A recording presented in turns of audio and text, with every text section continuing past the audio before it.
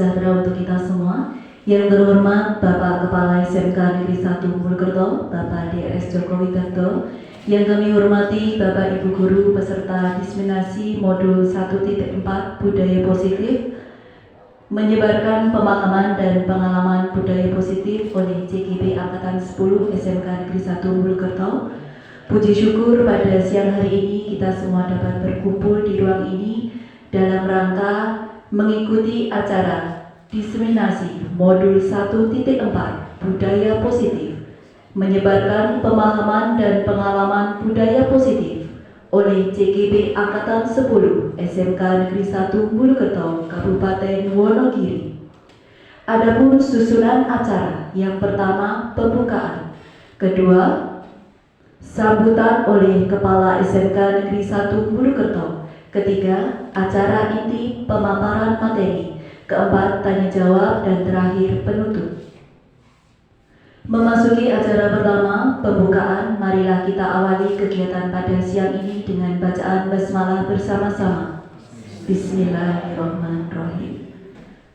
Memasuki acara kedua, sambutan Kepala SMK Negeri 1 Mojokerto kepada yang terhormat Bapak DRS Joko Widarto, kami persilakan. Assalamualaikum warahmatullahi wabarakatuh. Yang saya hormati Bapak Ibu Guru CGP Angkatan 10 serta para peserta sekalian. Saya hormati ada Pak Mahasiswa, Pak Ki, ada Pak Hano, pengajar praktek yang semakin menjadikan kita mantap untuk melaksanakan diseminasi. Nanti ada parantoronya, ada Pak. Yang pertama tentu saja Bapak Ibu sekalian, kita panjatkan puji syukur kepada Tuhan Yang Maha Kuasa. Ungkapan syukur terima kasih kita atas apa yang sudah diberikan kepada kita selama ini. Senang sekali rasanya ini tadi Bu Tias ke ruangan saya supaya saya hadir dalam rangka memberikan sambutan pada acara diseminasi budaya positif, menyebarkan pemahaman dan pengalaman budaya positif.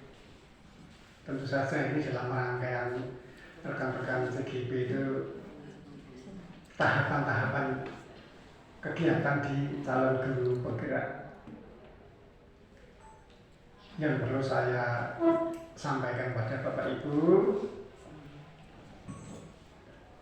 budaya positif itu bisa ditularkan kapan saja, setiap hari. Yang penting bukan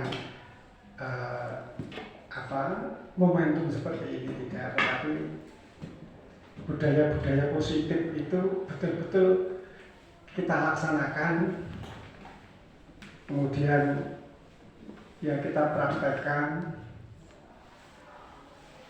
dalam kehidupan kita sehari-hari di sekolah ini, di pelayanan kita ke peserta didik. Tadi pagi saya juga baru berdiskusi dengan Pak Taufik. Sebagai insan pendidik, kita tentu saja setiap hari tidak pernah berhenti untuk berinovasi, melakukan suatu kebaikan-kebaikan, artinya perbaikan pelayanan. Salah satunya apa yang akan kita laksanakan ini nanti. Dari Bapak Ibu CGP, Pak Ibu Budini, Bu Tias, kemudian Bu Murni dan Pak TN yang nanti akan mengimbaskan kepada kita. Tapi sekali lagi Bapak Ibu, sekali lagi, jangan hanya ini berupa suatu apa istilahnya kegiatan yang sifatnya karena itu kewajiban. Jangan. Kalau hanya melakukan itu nanti selesai. Yang saya sampaikan setelah ini nanti betul-betul nanti Bapak Ibu karena diharapkan nanti guru penggerak, namanya saja guru penggerak, ya, itu bisa betul-betul menggerakkan sekolah kita ke arah positif. Tentu saja karena kita SMK, sekolah menengah kejuruan, yang goalnya di akhir nanti adalah mengantarkan anak-anak kita menjadi pekerja maupun menjadi wirausahawan, entrepreneur. Tentu saja kegiatan Bapak Ibu sebagai CGP ya diarahkan ke sana. Kaitannya nanti dengan visi misi sekolah kita. Kemungkinannya nanti para peserta ini nanti bisa mengikuti diseminasi ini dengan baik. Terus bukan itu saja final goals-nya, tujuan akhirnya bukan itu. Setelah itu nanti akan kita lihat ada tidaknya perubahan. Kalau guru-guru kita sudah menjadi banyak sekali menjadi guru penggerak, kalau sekolah kita hanya begini-begini terus saja, artinya belum mampu menggerakkan berarti.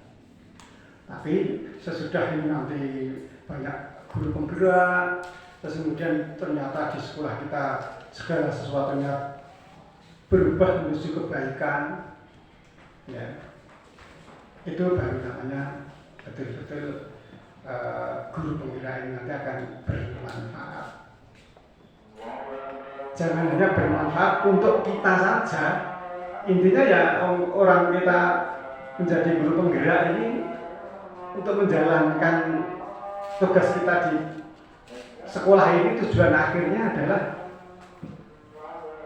meningkatkan kualitas kompetensi anak didik kita. Pak Kasih SMK, Pak Ainur Rojek selalu mengingatkan itu. Gitu. Kalau di suatu sekolah guru penggeraknya banyak, terus kualitas kompetensi anak didik kita menjadi meningkat, itu cita-cita dari pemerintah. Jadi sekali lagi, bukan untuk kepentingan kita secara pribadi, tapi ini kepentingan sekolah dalam rangka mencapai visi dan misinya. Tapi yang jelas, saya berbangga sekali di sekolah kita sudah muncul banyak sekali guru-guru penggerak. Semoga nanti betul-betul bisa merubah ke arah positif, artinya menjadikan bendera kita yang sudah dikerek akan bisa dikerek lagi lebih tinggi lagi. Demikian Ibu Bapak sekalian, saya ucapkan selamat melaksanakan pembebasan. Semoga ini nanti betul-betul akan mengibas, akan mempengaruhi Bapak Ibu semua, khususnya dalam hal praktek baik ini ya, pengalaman budaya positif ini dari Bapak Ibu guru CGP ini betul-betul bisa mengibas kepada peserta sekalian. Dengan mengucap Bismillahirrahmanirrahim, diseminasi modul 1.4 budaya positif, menyebarkan pemahaman dan pengalaman budaya positif oleh CGP Angkatan 10 SMK Negeri 1 Purwokerto hari ini Kamis tanggal 6 Juni 2024 saya nyatakan dibuka. Terima kasih, selamat sekali lagi, selamat melaksanakan diseminasi hingga berakhirnya acara ini. Semoga bermanfaat. Assalamualaikum warahmatullahi wabarakatuh. Baik Bapak Ibu hadirin yang kami hormati, demikian tadi sambutan dari Kepala SMK Negeri 1 Purwokerto.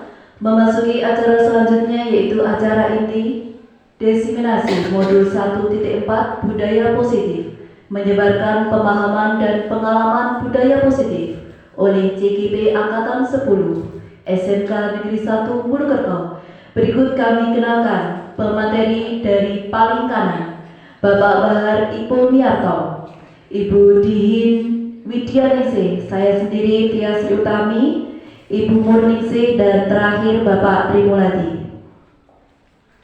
Untuk selanjutnya kita break dulu nih Bapak Ibu, monggo disilahkan untuk menikmati hidangan seadanya.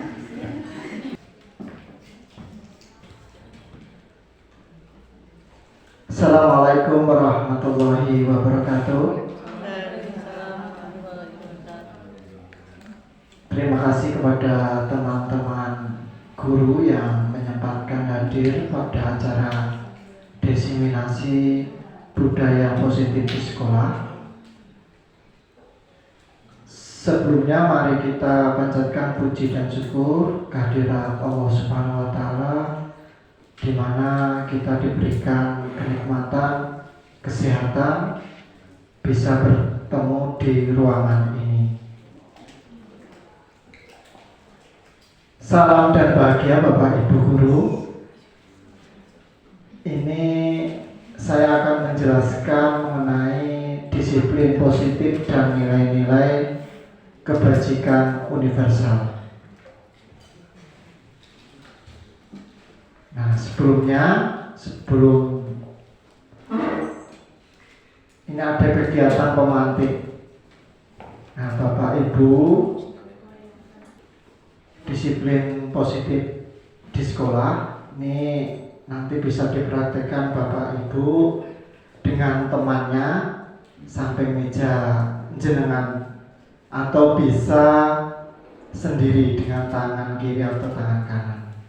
Ini artinya Anda dan teman Anda akan melakukan kegiatan cobalah buka. Anda adalah A, tugas Anda adalah mengepalkan salah satu tangan Anda. Anda bayangkan bahwa Anda menyimpan sesuatu yang sangat berharga di dalam kepalan tangan Anda. Anda perlu menjaga benda tersebut sekuat tenaga, karena begitu pentingnya untuk kehidupan Anda. Nah, tugas rekan Anda yaitu membujuk atau merayu. Sebenarnya bisa dengan memarahi, menggoda, menggelitik, mengintimidasi, bahkan menawari Anda uang agar Anda bersedia membuka kepalan tangan Anda. Bisa dipahami? Kalau dipraktekkan silahkan, kalau tidak juga tidak apa-apa. Nah, silahkan bisa dipraktekkan.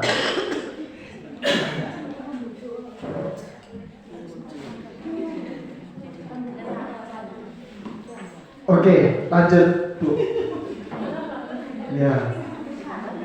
Nah, ini setelah mungkin Bapak Ibu guru sudah paham tadi yang pemantik tadi, cobalah lakukan kegiatan cobalah buka di atas dengan teman secara bergantian.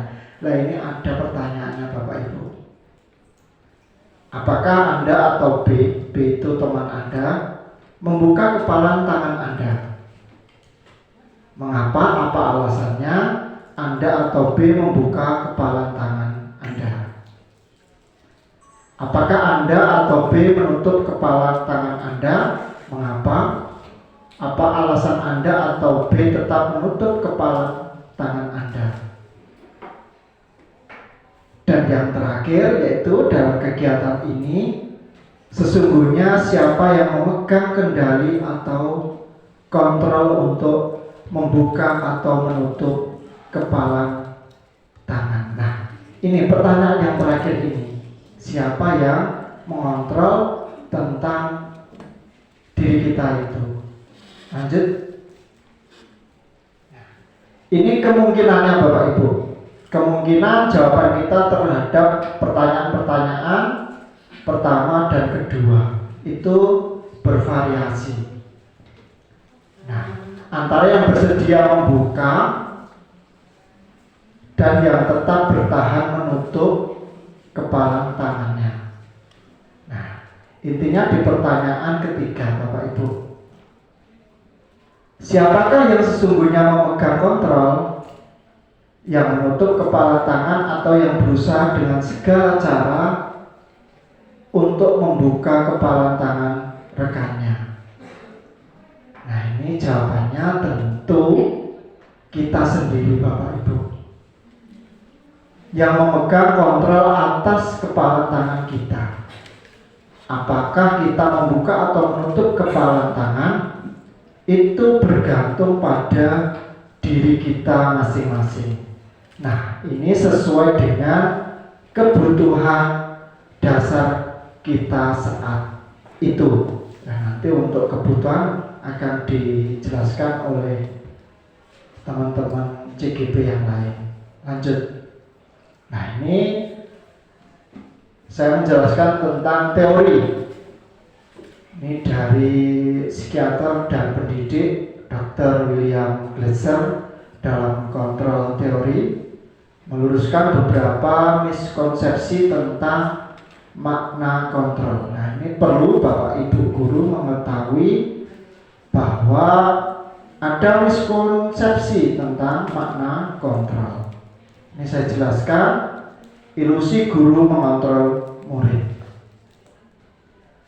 Pada dasarnya kita tidak dapat memaksa murid untuk berbuat sesuatu jikalau murid tersebut memilih untuk tidak melakukannya. Lanjut, Budi. Nah, ini ilusi bahwa semua penguatan positif, efektif, dan bermanfaat.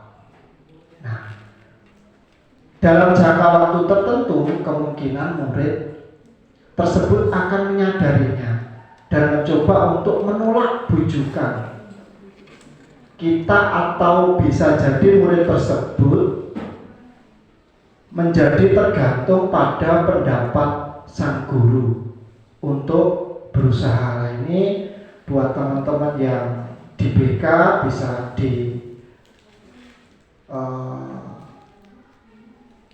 teori ini bisa digunakan untuk anak-anak supaya lebih mandiri dalam mengambil keputusan saat ada masalah. Ini buat teman-teman BK bisa digunakan. Lanjut.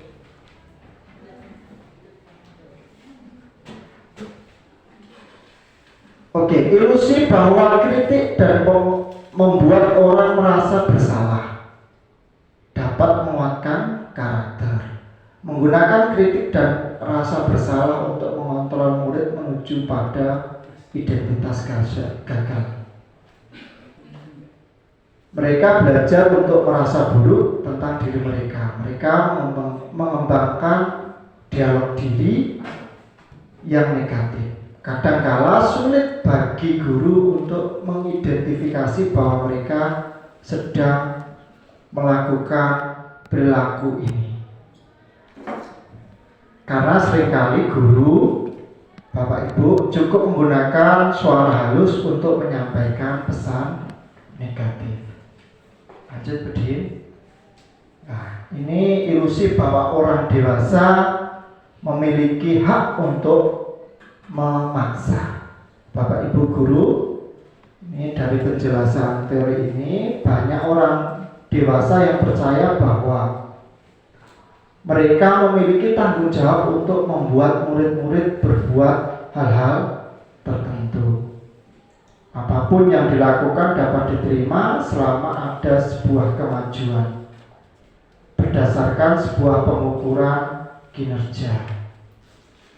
Pada saat itu pula orang dewasa akan menyadari bahwa perilaku memaksa tidak akan efektif untuk jangka waktu panjang. Bapak Ibu guru, bahwa hal yang memaksa itu akan tidak efektif dalam waktu yang panjang. Baik. Nah, ini masih teori Bapak Ibu, teori-teori dari para ahli. Ini bagaimana bagaimana seorang bisa berubah dari paradigma stimulus ke respon kepada pendekatan teori kontrol. Nah, ini dari Stephen R. Covey. Nah, ini di Principle Centered Leadership tahun 1991 mengatakan bahwa bila kita ingin membuat kemajuan perlahan, sedikit-sedikit ubahlah sikap atau perilaku Anda. Namun bila kita ingin memperbaiki cara-cara utama kita, maka kita perlu mengubah kerangka acuan kita. Ubahlah bagaimana Anda melihat dunia, bagaimana Anda berpikir tentang manusia, ubahlah paradigma Anda, skema pemahaman, dan penjelasan aspek-aspek tertentu tentang realitas. Nah, ini Bapak Ibu teori yang tadi dimaksud.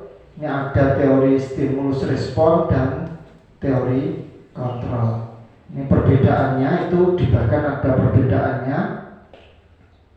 Antara lain di stimulus respon itu orang lain bisa mengontrol saya. Tetapi di teori kontrol hanya Anda yang bisa mengontrol diri Anda. Nah, lanjut Bu. Nah, Bapak Ibu peserta diseminasi budaya positif, ini sebelumnya mari kita tanyakan kepada diri kita sendiri bagaimana kita berperilaku. Mengapa kita melakukan segala sesuatu? Apakah kita melakukan sesuatu karena adanya dorongan dari lingkungan atau ada dorongan yang lain? Nah, terkadang kita melakukan sesuatu karena kita menghindari rasa sakit atau ketidaknyamanan.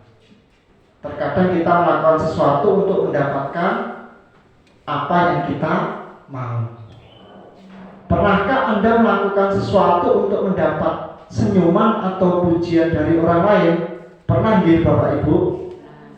Untuk dipuji, untuk mendapat senyuman mungkin dari kekasih atau teman. Oke. Ini untuk mendapatkan hadiah atau untuk mendapatkan uang.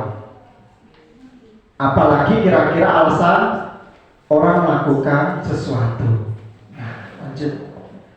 Nah, di sini seseorang yang memiliki disiplin diri berarti mereka bisa bertanggung jawab, Bapak Ibu, terhadap apa yang dilakukannya, karena mereka mendasarkan tindakan mereka pada nilai-nilai kebajikan universal. Nanti saya jelaskan banyak sekali kebajikan universal. Nanti bisa dipilih dan disepakati.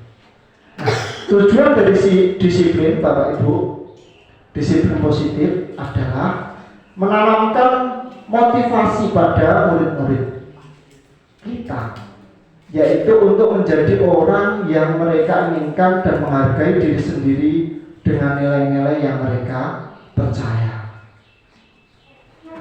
Nah, Bapak Ibu, ketika murid-murid kita memiliki motivasi tersebut, mereka telah memiliki motivasi intrinsik, itu dari dirinya sendiri, yang berdampak jangka panjang, motivasi yang tidak akan terpengaruh pada adanya hukuman atau hadiah.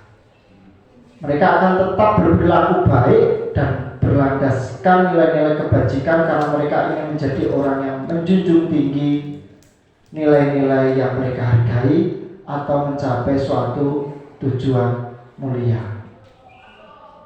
Nah, ini Bapak Pendidikan Nasional Ki Hajar Dewantara menyatakan bahwa untuk mencapai kemerdekaan atau dalam konteks pendidikan kita saat ini, untuk menciptakan murid yang merdeka, syarat utamanya adalah harus ada disiplin yang kuat. Disiplin yang dimaksud adalah disiplin diri yang memiliki motivasi internal. Jika kita tidak memiliki motivasi internal, maka kita memerlukan pihak lain bisa berkolaborasi, berkonsultasi dengan teman yang lain untuk mendisiplinkan kita atau motivasi eksternal, karena berasal dari luar, bukan dari dalam diri kita sendiri. KHD Ki Hajar Dewantara menjelaskan, merdeka itu artinya tidak hanya terlepas dari perintah, akan tetapi juga cakap buat memerintah diri kita sendiri. Lanjut. Nah, di sini disiplin diri dapat membuat seseorang menggali potensinya menuju kepada sebuah tujuan mulia, Bapak Ibu. Sesuatu yang dihargai dan bermakna. Dengan kata lain, disiplin diri juga mempelajari bagaimana cara kita mengontrol diri kita sendiri dan bagaimana menguasai diri untuk memilih tindakan yang mengacu pada nilai-nilai yang kita hargai agar tercapai tujuan mulia yang diinginkan, Bapak Ibu. Baik, ini tadi saya jelaskan mengenai kebajikan universal ini Bapak Ibu. Ini ada profil pelajar Pancasila, ada primary years program, terus 9 pilar karakter, petunjuk seumur hidup dan keterampilan hidup. Nah, ini banyak sekali tentang kebajikan-kebajikan yang bisa kita ajarkan kepada murid-murid kita. Nanti akan dijelaskan di kesepakatan kelas. Lanjut. Nah, sekarang Bapak Ibu, setelah tadi banyak sekali kebijakan atau kebajikan universal, nah ini silahkan pikirkan bagaimana nilai-nilai kebajikan yang Anda pilih tersebut dapat disampaikan dan menjadi pondasi dasar dari keyakinan sekolah atau keyakinan kelas yang disepakati seluruh warga sekolah. Kemudian pikirkan kegiatan-kegiatan apa saja yang dapat dilakukan agar keyakinan-keyakinan tersebut dapat dipahami dan diterapkan seluruh warga sekolah dalam kehidupan mereka sehari-hari, Bapak Ibu. Nah, dengan disiplin positif, Bapak Ibu akan membawa murid peserta didik kita di SMK Negeri 1 Mojokerto itu pada kebajikan yang sesuai dengan profil pelajar Pancasila. Ini ada beriman bertakwa kepada Tuhan Yang Maha Esa dan berakhlak mulia, berkebinekaan global, mandiri, bergotong royong, bernalar kritis dan kreatif. Nah, ini terakhir Bapak Ibu mengenai pemaparan saya mengenai disiplin positif. Nah, ini tujuan mulia dari penerapan disiplin positif di sekolah kita. Untuk apa? Agar terbentuk murid-murid peserta didik yang berkarakter, berdisiplin, santun, jujur, peduli, bertanggung jawab, dan merupakan pembelajar sepanjang hayat, sepanjang hidup, sesuai dengan standar kompetensi lulusan yang diharapkan. Nah, tujuan dari disiplin positif yaitu membentuk lulusan, kalau di SMK di sekolah kita, di SMK Negeri 1 Mojokerto, yaitu supaya anak-anak itu bisa menjadi lulusan SMK yang muaranya menjadi pekerja yang terampil dan mudah sesuai dengan kebutuhan dunia industri. Demikian paparan dari saya, kurang lebihnya saya mohon maaf. Assalamualaikum warahmatullahi wabarakatuh.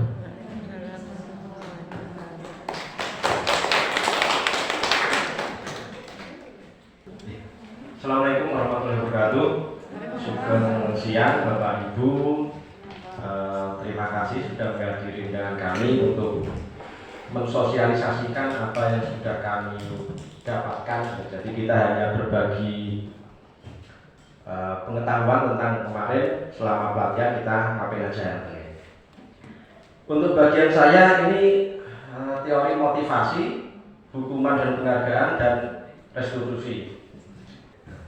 Ini oke, lanjut. Teori motivasi perilaku manusia. Yang pertama, teori motivasi yang pertama yaitu motivasi eksternal. Yang pertama, seseorang itu melakukan sebuah tindakan itu untuk menghindari ketidaknyamanan atau hukuman. Jadi orang melakukan sesuatu karena tidak ingin dihukum.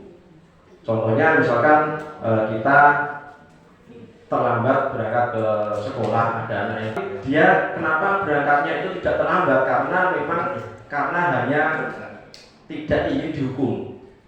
Nah, itu adalah motivasi yang pertama. Jadi kita melakukan sesuatu karena kita tidak ingin dihukum.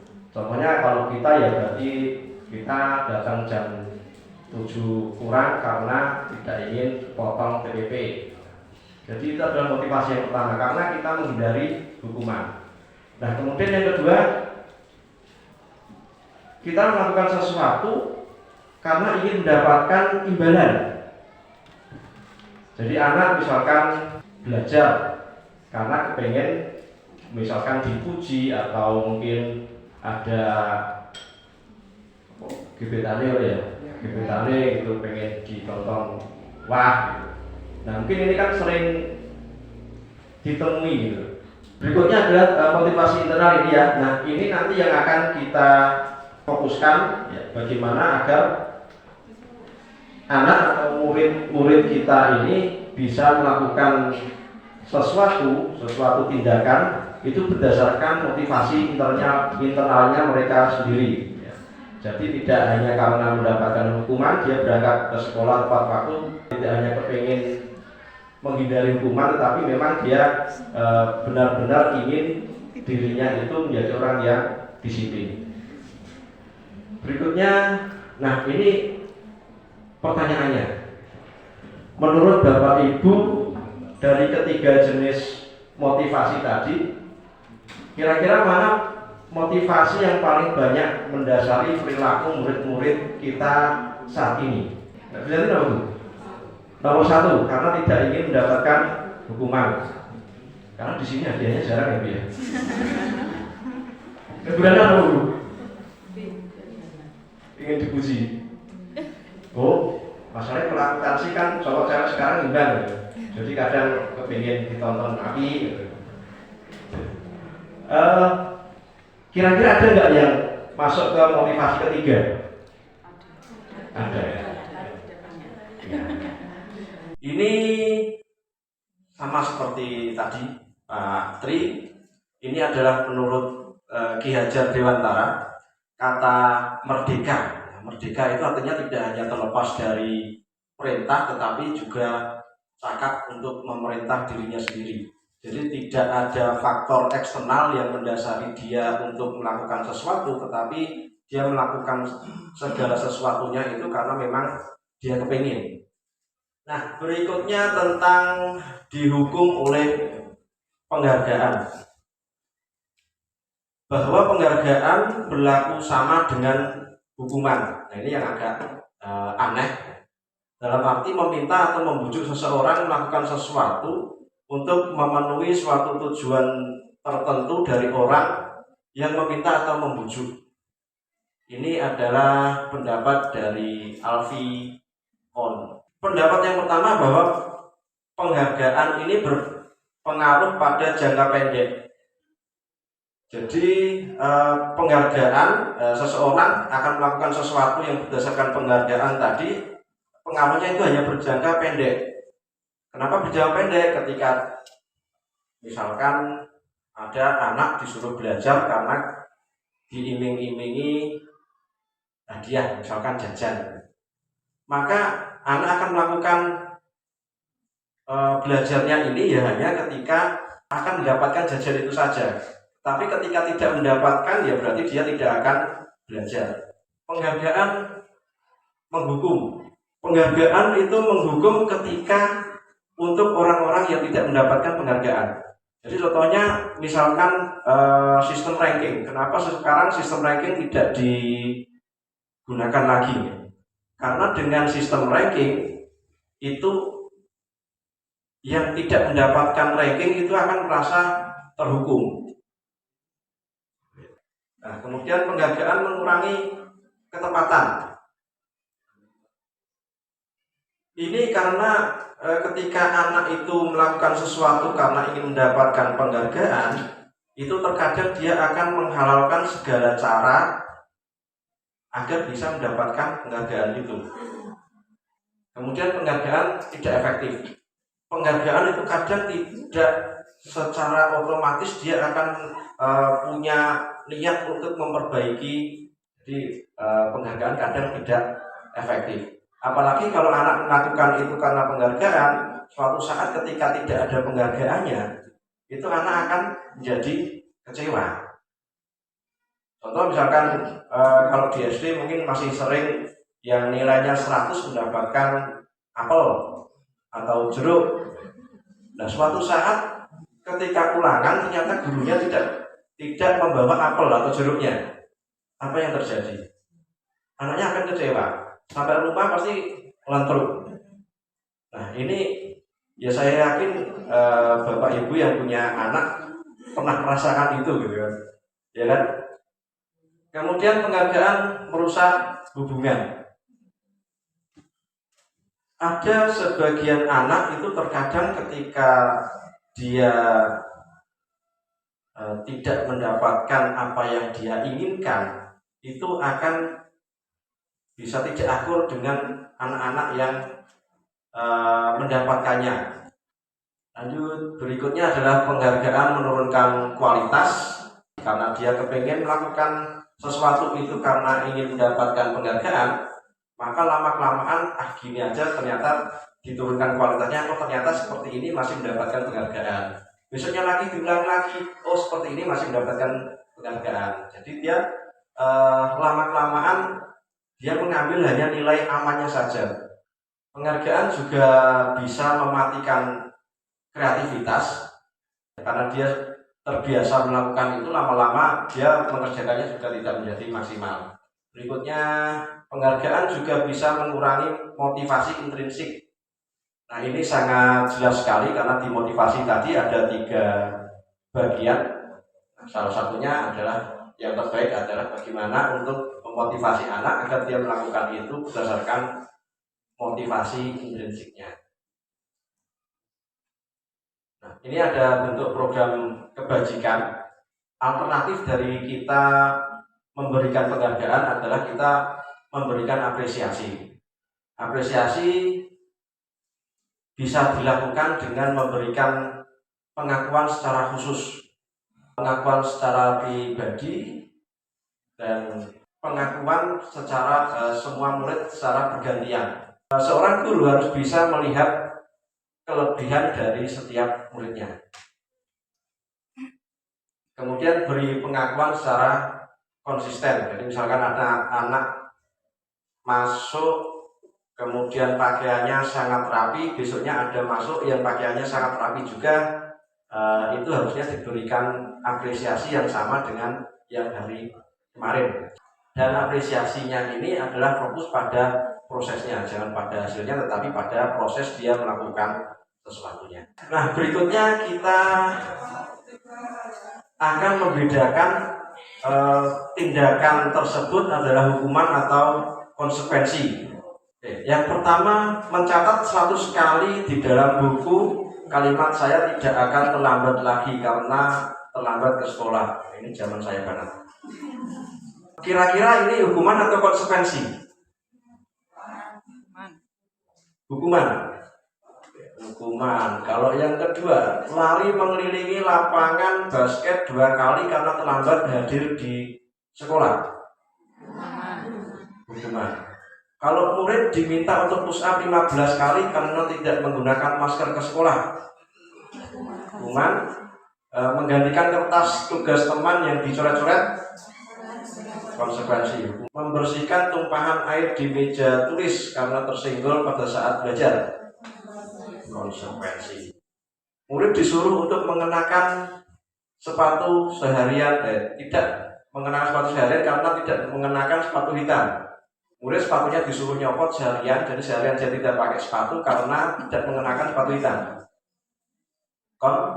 Konsekuensi. Berarti tadi yang pertama konsekuensi, yang ketiga lari mengelilingi lapangan basket 2 kali karena terlambat 10 menit. Hukuman. Mencatat 10 kali, nah itu 100 kali. Itu hukuman. Saya sering. Kemudian lari mengelilingi basket 2 kali, ini juga hukuman. Murid diminta untuk push up karena tidak pakai masker, hukuman. Menggantikan kertas, jadi konsekuensi. Berikutnya membersihkan tumpahan, itu konsekuensi. Murid disuruh untuk tidak mengenakan sepatu seharian sekolah karena tidak mengenakan sepatu hitam. Ternyata itu hukuman. Nanti penjelasannya nanti. Kemudian lari mengelilingi lapangan basket 2 kali karena terlambat 10 menit untuk pelajaran PJOK. Kalau tadi kita hukuman ya, ternyata dia adalah konsekuensi. Ini adalah perbedaan antara hukuman dengan konsekuensi. Yang pertama, hukuman itu sesuatu yang menyakitkan. Kemudian kalau konsekuensi sesuatu yang harus terjadi, memang harus seperti itu.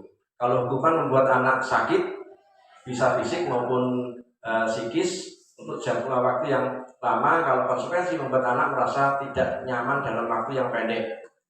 Kalau hukuman anak membenci kedisiplinan, kalau konsekuensi anak menghargai disiplin. Hukuman itu sifatnya paksaan, sedangkan konsekuensi itu adalah stimulus atau tanggapan. Hukuman mendorong anak menyakiti diri sendiri, kalau konsekuensi mendorong anak agar mudah menyesuaikan diri. Kemudian hukuman konsepnya dirinya itu merasa buruk gitu. Kalau konsekuensi konsep diri yang baik karena itu untuk mempertanggungjawabkan. Kemudian hukuman itu anak suatu saat akan belajar untuk menyembunyikan kesalahan dia. Sedangkan kalau konsekuensi itu anak akan belajar untuk mematuhi peraturan.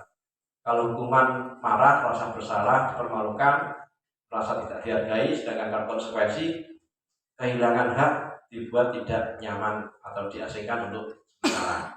Nah, contohnya ketika tadi ada kita yang lari 2 kali keliling lapangan basket karena terlambat mengikuti pelajaran PJOK. Kira-kira kenapa itu konsekuensi? Iya, betul. Karena hukuman tersebut tindakan tersebut masih berhubungan dengan konteksnya itu. Kan kita setiap olahraga itu kan pasti ada pemanasan. Nah, kalau dia terlambat dalam pelajaran olahraga, dia langsung melakukan olahraganya, itu kan malah justru membahayakan diri sendiri. Ya, makanya disuruh lari 2 kali putaran di lapangan basket karena itu sebagai pemanasan dia, mengganti dari kegiatan yang dia lewatkan. Jadi intinya ketika hukuman itu pasti tidak ada hubungannya dengan kesalahan dia. Tetapi kalau konsekuensi itu harus ada hubungan dengan kesalahannya dia. Kemudian teori yang kedua yaitu teori tentang restitusi. Ini adalah pengganti dari hukuman dan penghargaan itu. Jadi restitusi adalah proses menciptakan kondisi bagi murid untuk memperbaiki kesalahan mereka sehingga mereka bisa kembali pada kelompok mereka dengan karakter yang kuat. Restitusi juga merupakan proses kolaboratif yang mengajarkan murid untuk mencari solusi masalah mereka dan membantu murid berpikir tentang orang seperti apa yang mereka inginkan atau tujuan mulia yang dia inginkan dan bagaimana mereka harus memperlakukan orang lain. Ini proses restitusi pendapat dari Hussein.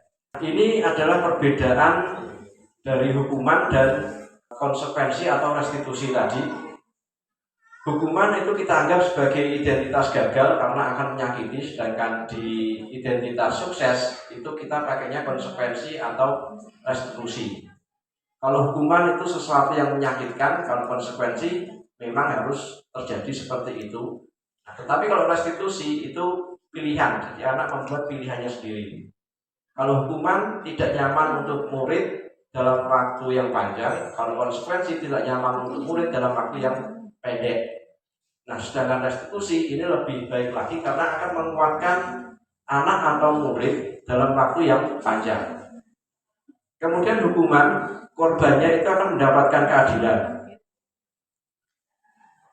Kalau konsekuensi, korban bisa diabaikan. Sedangkan yang restitusi, korban akan mendapatkan ganti.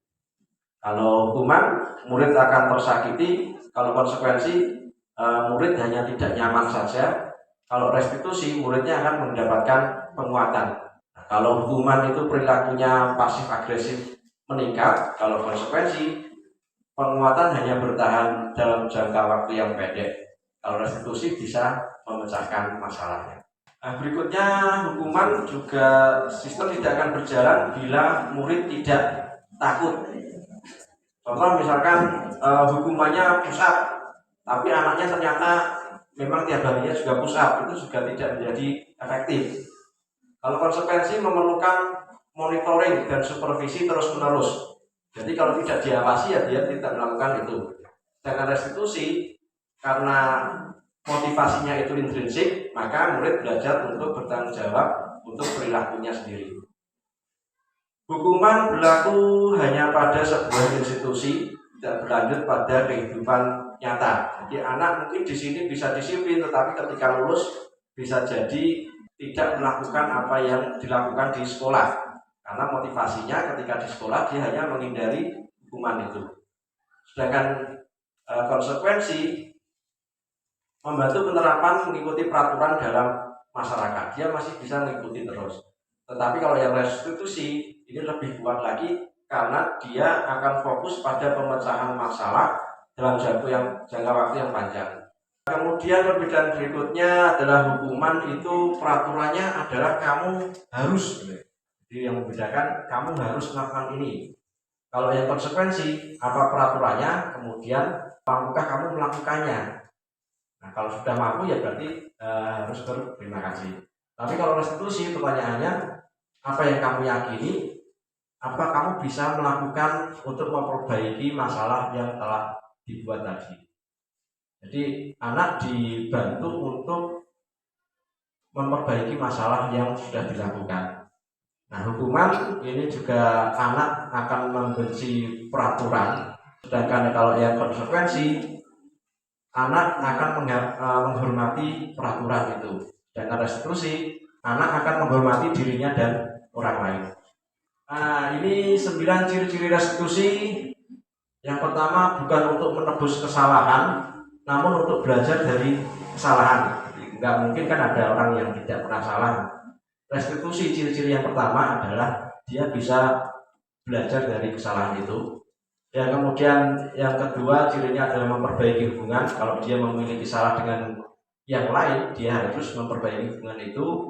Yang ketiga bentuknya tawaran bukan paksaan. Kalau hukuman kan paksaan. Sudah pasti kalau salah itu harus seperti itu. Tapi kalau restitusi itu sifatnya adalah tawaran.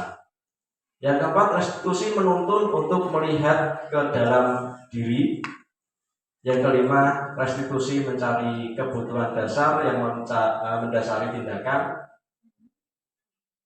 Yang keenam, restitusi diri itu cara yang paling baik. Jadi anak bisa setiap melakukan kesalahan tanpa dibantu, dia bisa memperbaiki dirinya sendiri. Kemudian restitusi fokus pada karakter bukan tindakannya.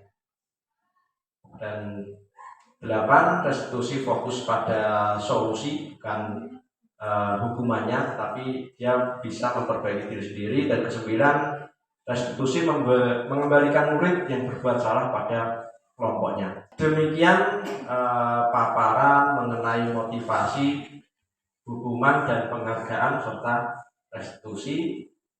Kita lanjutkan ke materi berikutnya yang akan dipandu oleh Ibu Hin. Waktu dan tempat kami persilakan. Sebelumnya, Assalamualaikum warahmatullahi wabarakatuh. Terima kasih untuk waktunya Bapak Ibu yang sudah menyempatkan sampai jam sekarang. Mohon maaf, banyak kesalahan teknis Pak. Mulai dari awal tadi, mic pertama mic, terus yang kedua untuk alat syuting dan yang lainnya. Kami berlima mohon maaf karena masih menyempatkan diri di sini sampai nanti waktu habis, karena kita masih ada bertiga, masih ada saya, masih ada Bu Murni dan ada Bu Tia. Masih semangat ibu-ibu, bapak-bapak, ngapunten Pak Hanung ini berdiri di depan. Maaf sih Bapak Ibu, kami berdiri di sini bukan karena apa-apa, bukan karena kami lebih pintar, lebih hebat dari Bapak Ibu. Kami hanya seperti yang dikatakan sama Pak Ibu tadi, kami hanya sharing, berbagi pengalaman budaya positif yang ada di SMK Negeri 1 Mojokerto ini. Kami mendapatkan ilmu beberapa kemarin dari diklat bimbingannya Pak TM kursus hasil dari kursus kami beberapa bulan kemarin itu. Jadi kami harus mengimbaskan kepada rekan-rekan kami Bapak Ibu tentang budaya positif. Oke, biar tidak ngantuk, mohon Bapak Ibu berdiri sebentar untuk ice breaking ya. Oke, monggo. Kesane mboten ngantuk iki jam 8 masalahnya. Biasanya baru pulang nggih. Untuk tidur siang. Oke, nanti Bapak Ibu mengikuti gerakan saya dan nggih, kayak nyanyi gitu. Kados anak TK. Jadi Marina menari di atas menara. Terus kalau gini, Marijo. Nanti yang ngomong, yang gerakan saya, yang ngomong Bapak Ibu. Ngatas. Tapi Bapak Ibu juga ikuti gerakannya. Bisa dipahami? Oke, kita mulai. Marina menari di atas menara, menari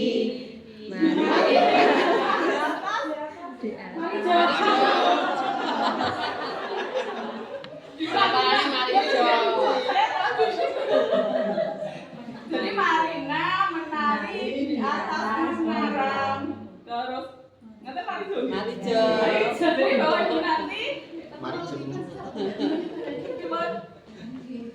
oh belum di on ke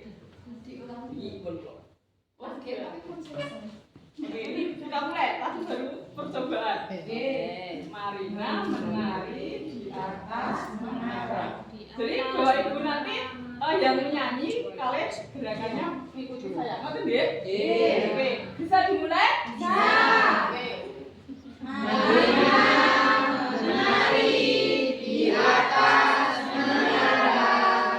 Marina di atas menara. Menari. Marina menari di atas Marijo.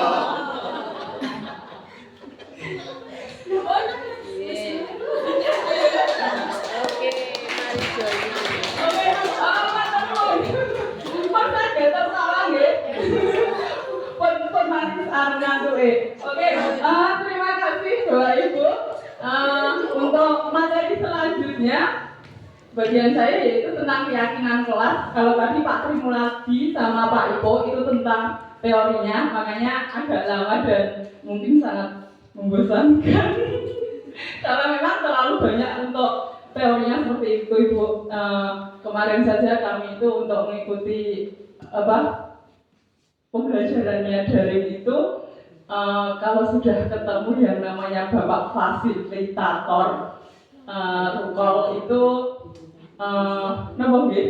saya namanya ice breaking itu memang yang paling susah. Jadi kalau ice breaking itu saya ngajak Bu Hani, itu yang paling encer otaknya kalau diajak ice breaking, luar biasa Bu Hani, itu keren. Semoga untuk angkatan berikutnya yang belum ikut CGP, monggo dipersilakan untuk daftar di Pak Hanum.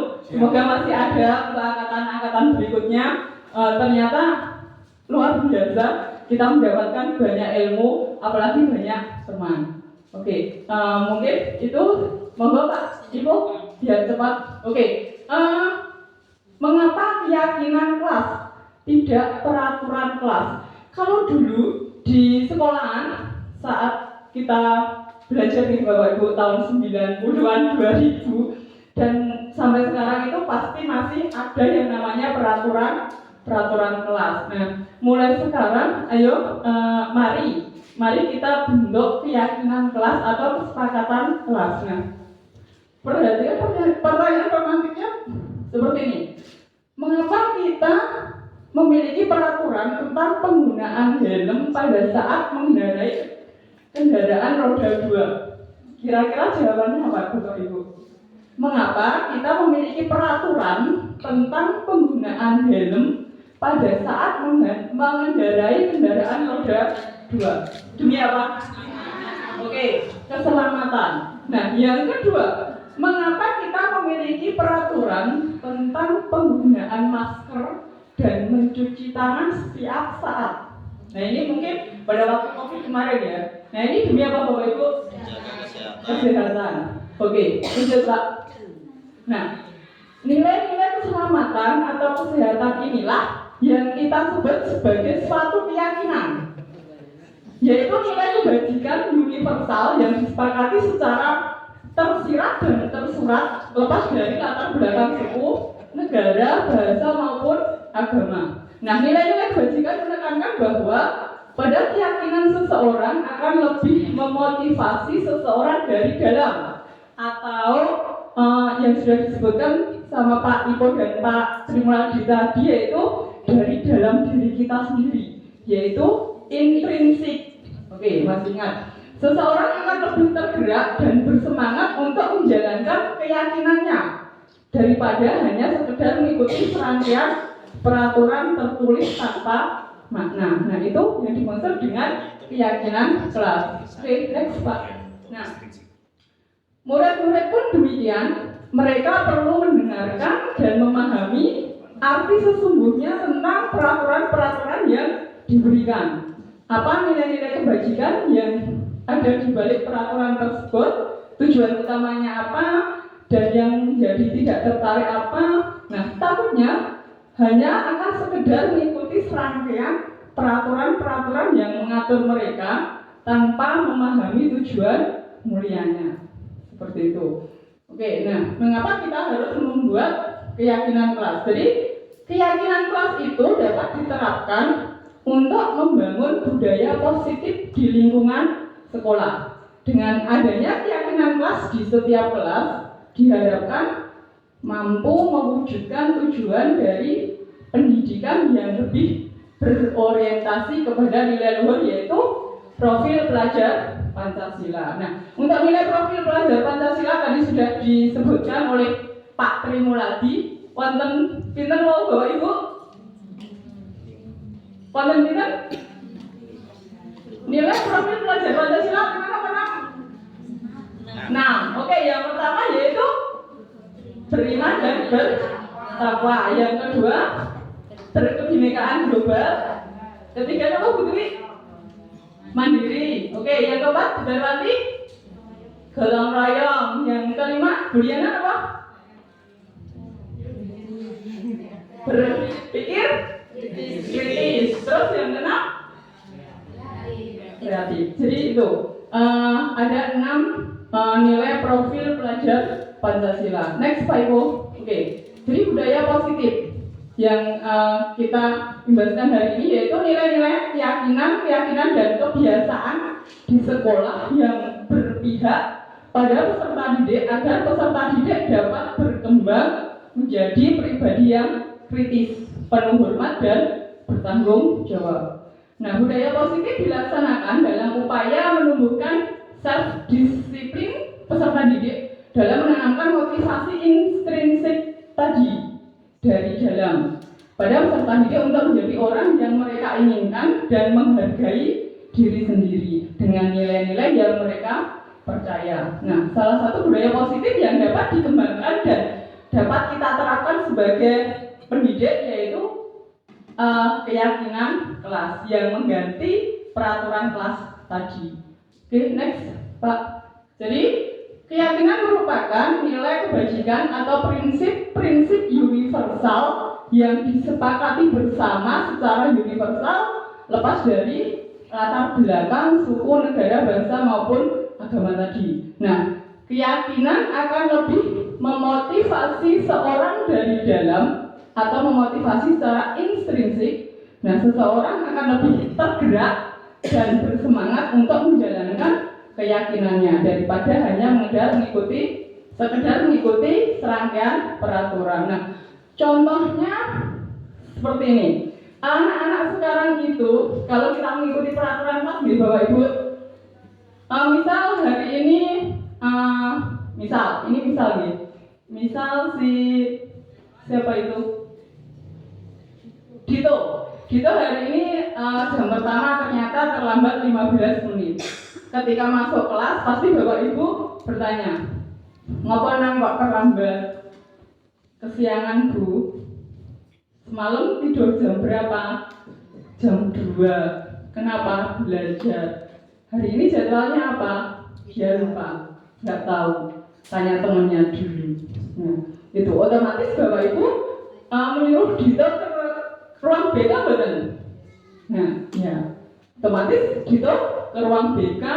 Terus di sana karena kita punya peraturan kelas, ya Bu, di sana ada peraturan kelas dan di peraturan kelas tersebut menyatakan bahwa anak yang terlambat minimal 15 menit ada poinnya. Ngerti Bu? Nah, itu yang dinamakan peraturan kelas. Yang yang membuat anak-anak sekarang itu tidak bersemangat untuk sekolah mungkin.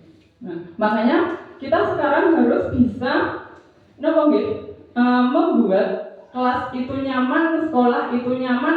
Apa yang diimpikan anak-anak sekarang itu seperti apa, kelas yang bagaimana. Nah, itu kita harus bisa membuat di keyakinan kelas ini.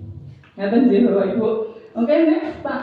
Nah, ini nilai kebajikan yang sudah dijelaskan juga tadi sama Pak Trimonadi tentang nilai kebajikan. Itu ada beberapa. Nah, lepas dari latar belakang budaya, bahasa, suku, bangsa maupun agama, ini ada beberapa. Ada keadilan, kehormatan, peduli, integritas, kejujuran, pelayanan, keamanan, kesabaran, tanggung jawab, mandiri, berprinsip, keselamatan, kesehatan, dan masih banyak lagi nilai-nilai kebajikan universal. Nah, ini hanya saya ambil beberapa saja Bapak Ibu untuk nilai kebajikan universalnya. Oke, next, Pak Ibu. Nah, ini pemahaman tentang keyakinan kelas dengan nilai kebajikan. Nah, di sini ada beberapa, seperti tadi Pak Ibu ada beberapa daftar. Kalau tadi hukuman dan konsekuensi, nah sekarang tentang keyakinan kelas sesuai dengan nilai kebajikan. Nah, di situ ada kembalikan barang ke tempatnya. Kira-kira nilai kebajikan yang tersurat atau tersirat di situ apa Bapak Ibu? Tanggung jawab. Oke. Yang kedua, dilarang mengganggu orang lain. Nilai kebajikannya apa? Menghargai orang lain. Apa boleh? Peduli. Ada lagi? Nama Briana? Menghormati. Oke. Terus yang ketiga, hadir di sekolah 15 menit sebelum pembelajaran dimulai. Nilai kebajikannya disiplin. Oke, ada lagi? Integritas. Oke, bisa masuk? Nama Pak Har? Menghargai. Oke, bisa. Tuh. Jadi di kalimat tersebut untuk nilai kebajikannya bisa lebih dari 1. Terus selanjutnya ada dilarang melakukan kekerasan. Nilai kebajikannya? Kira-kira apa? Napa Bu Titis? Dilarang melakukan kekerasan. Cinta damai, oke. Napa boleh? Bu Emma? Menghargai? Apa lagi? Napa? Dilarang melakukan kekerasan. Kenyamanan, keamanan, tapi kan Pak. Oke, terus dilarang menggunakan narkoba. Kesehatan, oke. Next Pak Iko. Nah, ini ternyata kembalikan barang ke tempatnya, tanggung jawab, dilarang mengganggu orang lain, menghormati orang lain, hadir di sekolah 15 menit sebelum pembelajaran dimulai, termasuk tanggung jawab atau komitmen, dilarang melakukan kekerasan, keselamatan, dan dilarang menggunakan narkoba, termasuk kesehatan. Jadi di sini Bapak Ibu untuk nilai kebajikan dalam setiap pernyataan itu bisa lebih dari satu. Jadi contohnya dilarang mengganggu orang lain itu bisa menghormati orang lain, terus menghargai seperti itu. Terus dilarang melakukan kekerasan itu bisa kenyamanan, keselamatan. Oke, next Pak Ibu. Nah, ini bagaimana cara pembentukan keyakinan kelas.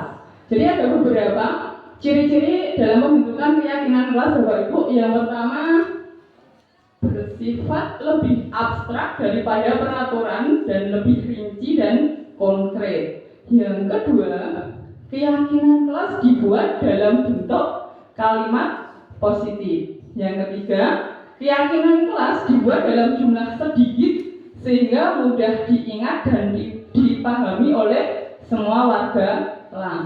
Dan yang keempat, keyakinan kelas sesuai dengan kondisi kelas agar mudah diterapkan oleh lingkungan kelas tersebut.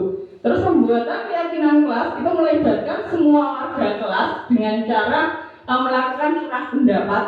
Jadi apa yang diinginkan oleh anak-anak tersebut dicurahkan seperti itu. Terus keyakinan kelas ditinjau kembali dari waktu ke waktu. Nah, seperti itu Bapak Ibu.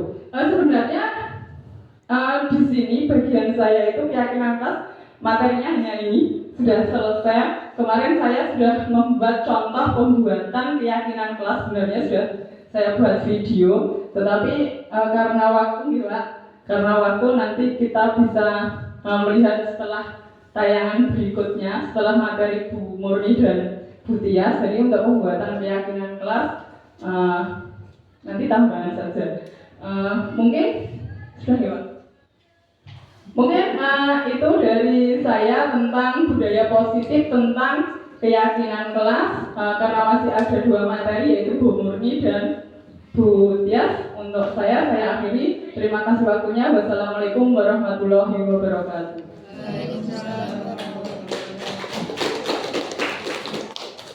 Terima kasih. Assalamualaikum warahmatullahi wabarakatuh. Saya sampaikan kembali ucapan terima kasih kepada Bapak Ibu yang telah berkenan hadir, menyempatkan waktu dan tenaga menghadiri acara kami berlima, diseminasi tentang budaya positif di sekolah. Semoga kita nanti bisa mengikuti. Di TGP itu ada istilah tergerak, bergerak, dan menggerakkan. Dari sini kita sudah tergerak karena kita sudah bisa mengikuti, kemudian bergerak itu bisa nanti agar bisa menggerakkan teman-teman sekalian. Nah, untuk materi yang saya sampaikan itu tentang kebutuhan dasar manusia dan dunia berkualitas. Kebutuhan dasar manusia itu apa? Yaitu kebutuhan dasar pada manusia itu merupakan unsur yang dibutuhkan manusia dalam menjaga keseimbangan fisiologis dan psikologisnya. Ada 5 konsep kebutuhan dasar manusia menurut Dr. William Glasser dalam teorinya, dalam choice theory. Tadi sudah disampaikan Bapak Trimuladi tentang apa Pak tadi Pak? Yang William Glasser tadi tentang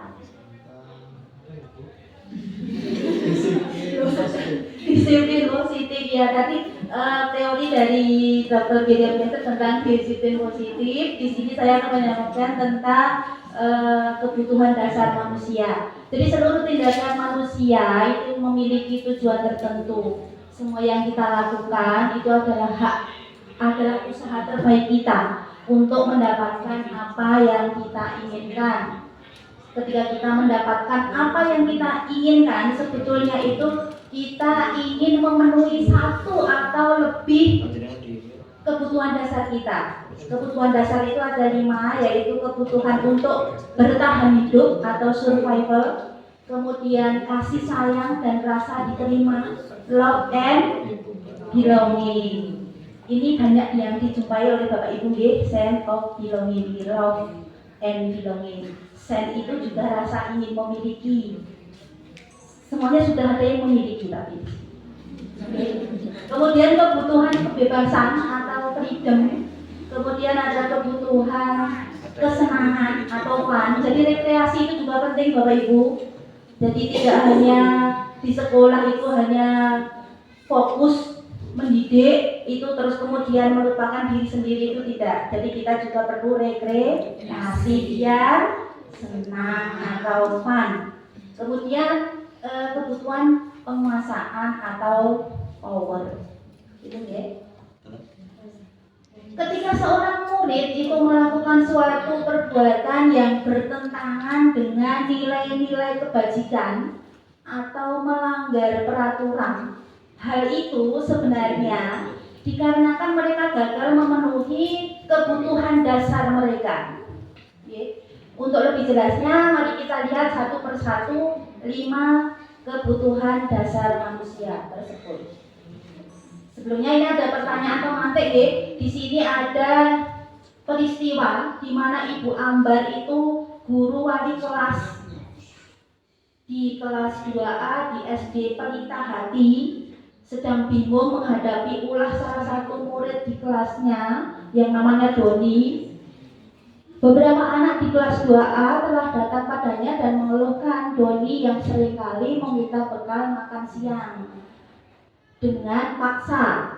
Jika Anda menghadapi situasi seperti itu, seperti yang dialami Ibu Ambar ini, apa yang Anda lakukan? Menurut Anda, kira-kira apa alasan Doni melakukan ini? Ini kasusnya ibu, jadi ibu-ibu nanti. Coba yang bisa menjadi Ibu Ambar, apa yang bisa dilakukan? Dari 5 konsep dasar kebutuhan manusia tadi. Yang pertama tadi kan kebutuhan bertahan hidup atau survival. Di sini kebutuhan bertahan hidup itu adalah yang bersifat fisiologis. Untuk bertahan hidup misalnya berarti ada kesehatan, kemudian rumah, kemudian makan. Kasus ini tadi adalah yang berkaitan dengan makanan. Jadi kebutuhan biologi sebagai bagian dari proses reproduksi, termasuk kebutuhan untuk tetap bertahan hidup. Komponen psikologis pada kebutuhan ini meliputi kebutuhan akan perasaan aman. Nah, dari kasus Doni tadi, jika ibu itu adalah Ibu Ambar, Doni ditanya Ibu Ambar itu menjawabnya karena dia lapar, karena orang tuanya tidak membawakan bekal makan siang. Maka kebutuhan dasar yang berusaha dipenuhi adalah kebutuhan bertahan hidup tadi. Jadi siswa itu jika melakukan sesuatu yang melanggar nilai kebajikan, belum tentu dia tidak ada alasannya. Jadi ada alasan tertentu yang dimana tadi ada 5 kebutuhan dasar itu. Jika Doni menjawab tadi karena dia lapar, berarti dia memenuhi kebutuhan untuk bertahan hidup. Kemudian yang kedua adalah kebutuhan kasih sayang dan rasa diterima. Apa itu kebutuhan kasih sayang dan rasa diterima? Yaitu kebutuhan untuk disayangi. dan diterima, meliputi kebutuhan akan hubungan, koneksi sosial, di mana di sini ada dengan seperti teman, keluarga, pasangan hidup, atau dengan binatang piaraan pun itu termasuk kebutuhan akan kasih sayang. Dan kelompok di mana kita bergabung itu adalah memenuhi kebutuhan kasih sayang. Kasus Doni tersebut juga bisa dikaitkan dengan kebutuhan rasa kasih sayang. Apabila Doni menjawab alasannya mengambil bekal teman itu karena dia merasa senang temannya menjadi memperhatikan. Jadi diambil, terus kan temannya mengadu. Jadi nanti dia merasa senang, oh temannya jadi galak kayak gitu. Oke. Jadi gurunya juga memperhatikan. Nah itu dia berarti butuh kasih sayang. Bisa dari teman, bisa dari guru. Kemudian yang ketiga adalah kebutuhan penguasaan atau kebutuhan pengakuan atas kemampuan. Tadi power nih. Di sini kebutuhan ini berhubungan dengan kekuatan untuk mencapai sesuatu, menjadi kompeten, menjadi terampil, diakui atas prestasi dan keterampilan kita, didengarkan dan memiliki rasa harga diri. Kebutuhan ini meliputi keinginan untuk dianggap berharga, jadi kita punya harga. Bisa membuat perbedaan, bisa membuat pencapaian, kompeten, diakui, dihormati. Baik. Ini adalah kebutuhan akan penguasaan. Di kasus Doni tadi juga bisa dikaitkan dengan kebutuhan pengakuan atas kemampuannya. Apabila jawaban Doni dalam merasa hebat, temannya jadi takut karena diambil makanannya, temannya jadi takut, itu berarti Doni merasa puas, dia punya penguasaan, bisa menguasai temannya. Kasus ini tidak hanya di SD, mungkin di SMK juga bisa seperti itu. Kemudian yang keempat adalah kebutuhan akan kebebasan, freedom. Di sini kebutuhan bebas adalah kebutuhan akan kemandirian, otonomi, memiliki pilihan dan mampu mengendalikan arah hidup seseorang. Anak-anak dengan kebutuhan kebebasan yang tinggi menginginkan pilihan, mereka perlu banyak bergerak, suka mencoba-coba, tidak terlalu terpengaruh orang lain dan senang mencoba hal baru. Dalam kasus Doni, bila jawaban Doni tadi adalah dia merasa bosan dengan membawa bekal yang diberikan oleh ibunya, maka dia mengambil milik temannya, itu ingin mencoba-coba. Jadi rasanya dia ingin mencoba, lalu rasanya kayak apa toh? Gitu. Jadi dia merasa bebas seperti itu. Okay? Selanjutnya adalah yang terakhir itu adalah kesenangan, kebutuhan untuk merasa senang. Kebutuhan akan kesenangan adalah kebutuhan untuk mencari kesenangan, bermain dan tertawa. Bayangkan hidup tanpa kenikmatan apapun betapa menyedihkan. Glaser menghubungkan kebutuhan akan kesenangan adalah dengan belajar. Anak-anak dengan kebutuhan dasar kesenangan yang tinggi biasanya ingin menikmati apa yang dilakukan. Mereka juga bisa berkonsentrasi tinggi. Jadi kalau sudah senang, minat dengan pembelajaran, maka motivasi dari diri sendiri tadi akan menimbulkan kesenangan menikmati pembelajaran yang diajarkan oleh Bapak Ibu guru di sekolah. Yang semula pembelajaran matematika itu dianggap paling rumit, tapi karena merasa senang, maka anak-anak akan termotivasi dari diri sendiri. Di kasus Doni juga sama, bisa dikaitkan di sini. Jika Doni menjawab itu karena iseng saja. Jadi tadi mengambil makanan temannya itu karena iseng. Melihat ekspresi wajah temannya itu Doni menjadi senang karena koncone kesel, jadi marah. Itu malah menimbulkan sesuatu perasaan bagi Doni, itu perasaan yang tersendiri, dia malah senang. Jadi jengkel itu malah senang Doninya, seperti itu. Jadi merasa lucu, ekspresi temannya itu dianggapnya lucu. Maka di sini Doni berusaha memenuhi kebutuhan akan kesenangan. Bisa diterima ya Bapak Ibu? Terima kasih. Lanjut. Semua orang itu senantiasa berusaha untuk memenuhi kebutuhannya dengan berbagai cara. Bila mereka tidak bisa mendapatkan kebutuhannya dengan cara yang positif, mereka bisa melanggar peraturan atau melakukan hal-hal yang tidak sesuai dengan nilai-nilai kebajikan. Di sini seorang murid tidak begitu berhasil secara akademik. Mungkin kebutuhannya akan penguasaan tidak terpenuhi di sekolah. Oleh karena itu, mungkin dia akan mencoba memenuhi kebutuhan akan penguasaan itu dengan mencoba mengatur orang lain di lapangan bermain. Jadi bisa di sini dicontohkan bahwa kalau ada anak yang secara akademik tidak mampu, dia akan mencoba di lapangan. Jadi di sini guru bisa melibatkannya dalam kegiatan untuk memberikan peluang mencapai pencapaiannya. Jadi bisa di olahraga, bisa di ekstrakurikuler tari dan sebagainya. Seperti itu. Seorang yang tidak merasa diterima oleh teman-temannya, kebutuhan akan kasih sayang dan rasa diterima tidak dipenuhi. Oleh karena itu, dia mungkin akan memiliki satu teman dan memisahkan diri dari yang lain. Sebagai guru, kita bisa membangun hubungan yang bisa membangun kepercayaan dan keakraban dengan anak ini. Oke.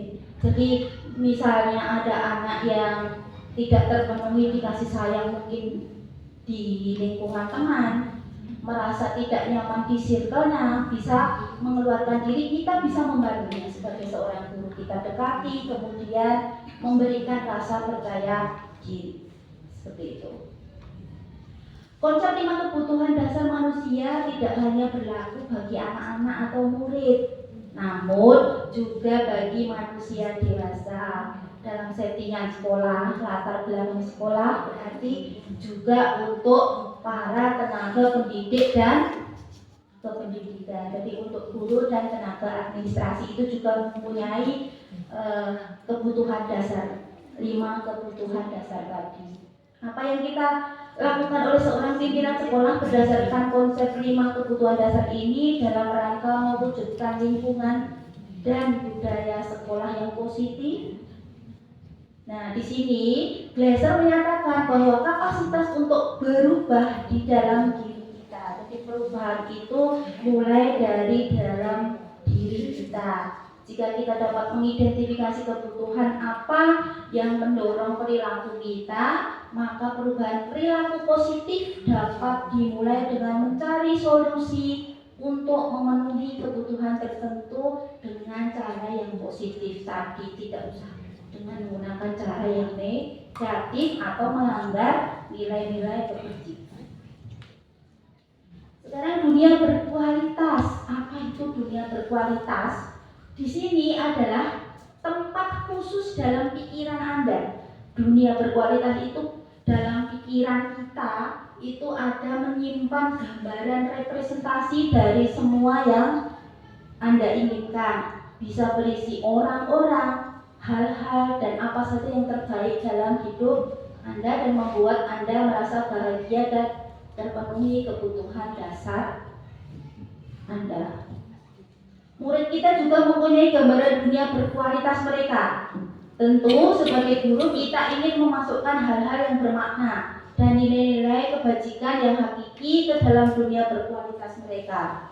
Bila guru dapat membangun interaksi yang memberdayakan dan memerdekakan murid, maka murid akan meletakkan dirinya sendiri sebagai individu yang positif dalam dunia berkualitas karena mereka menghargai nilai-nilai kebajikan. Jadi dunia berkualitas ini diharapkan Bapak Ibu guru bisa memberikan ruang di dalam pikiran anak-anak itu memikirkan hal-hal yang istilahnya bisa memotivasi anak-anak, bisa berupa tempat, bisa berupa orang itu yang menjadi idola siapa? Oh, Bapak Ibu guru ini, Bu Hanif itu orangnya energik, saya mau ikut seperti itu. Kalau Pak Hari itu datangnya selalu pagi-pagi, berarti disiplin sekali, saya mau ikut. Nah, seperti itu. Ada gambaran-gambaran yang positif di situ. Ngaten ya Bapak Ibu, tentang kebutuhan dasar manusia dari dunia berkualitas. Saya akhiri, terima kasih atas perhatiannya, semoga bermanfaat untuk kita semua. Assalamualaikum warahmatullahi wabarakatuh.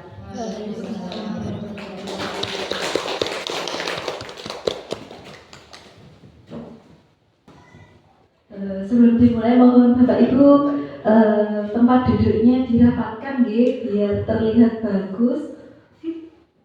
Mbak Dwi pindah ke depan boleh? Oke, soalnya nanti audionya Bapak Fasil saya ini paling susah. Kalau dihitung tidak ada 10 saya remedi loh.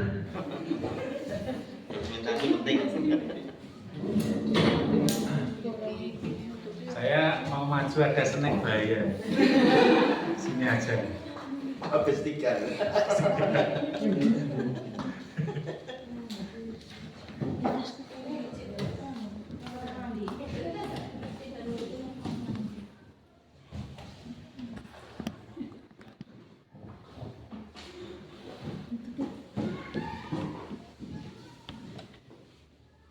Bismillahirrahmanirrahim. Assalamualaikum warahmatullahi wabarakatuh.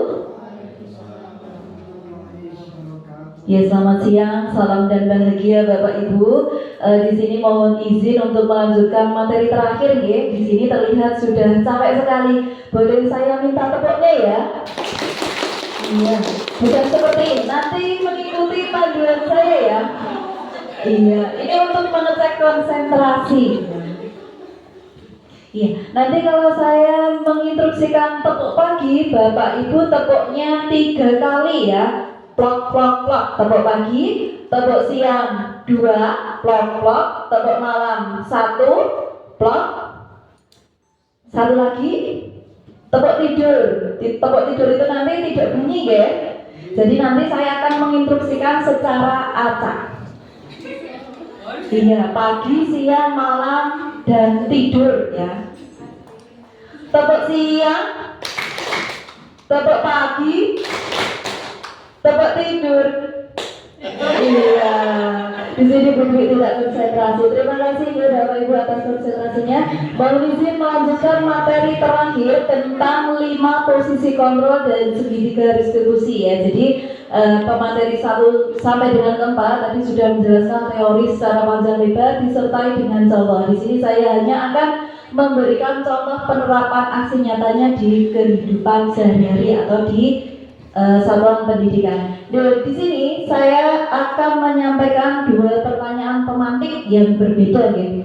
Untuk kasus pertama, Tisa dan Hana dipanggil masuk ke ruangan Ibu Dewi, Kepala Sekolah SMA Makmur. Kalau di sini ada anak dipanggil ke ruangan Pak Jokowi. Ibu Dewi baru saja mendapatkan pengaduan dari Ibu Tisa bahwa Hana menggunakan kata-kata kasar dan merendah-rendahkan Tisa di sosial media.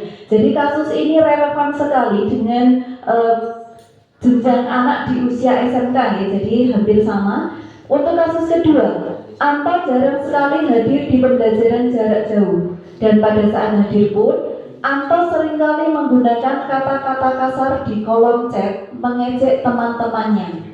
Hal ini sudah sangat mengganggu dan beberapa orang tua murid yang mengikuti pembelajaran daring mengeluhkan tentang perilaku Anto di pembelajaran jarak jauh. Nah, pertanyaannya ini adalah sikap kita sebagai guru, apa yang akan kita lakukan untuk mengatasi kedua kasus tersebut. Mungkin Bapak Ibu yang ada di ruangan ini masing-masing memiliki cara atau teknik yang berbeda. Coba kita menanyakan pendapat kepada Bapak Primoladi untuk mengatasi kasus 1 sebagai guru BK.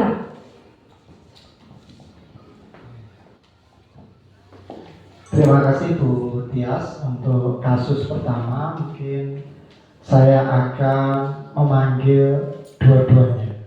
Artinya kita panggil Tisa dan Hana itu ke ruang BK, terus kita tanya kenapa ini terjadi.